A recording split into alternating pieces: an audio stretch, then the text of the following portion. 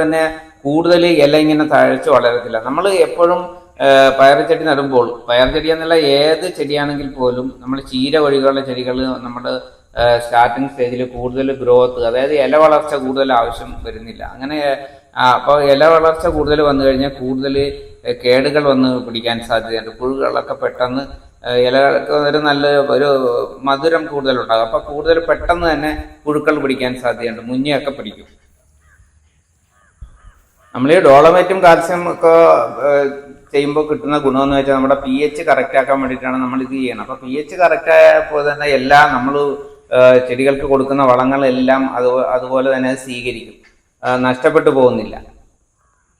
ഞാനിപ്പോൾ ഇതിനെ നട്ട് ഒരു 10-15 ദിവസം കഴിഞ്ഞപ്പോൾ നമ്മൾ സുഡോമോണസ് 1 ലിറ്റർ വെള്ളത്തിൽ 10 ഗ്രാം ചേർത്ത് സ്പ്രേ ചെയ്ത് കൊടുത്തിട്ടുണ്ട്. അതുപോലെ തന്നെ നമ്മൾ ഫിഷ് അമിനോ ആസിഡ് നമ്മൾ സ്പ്രേ ചെയ്ത് കൊടുത്തിട്ടുണ്ട്. Fish amino acid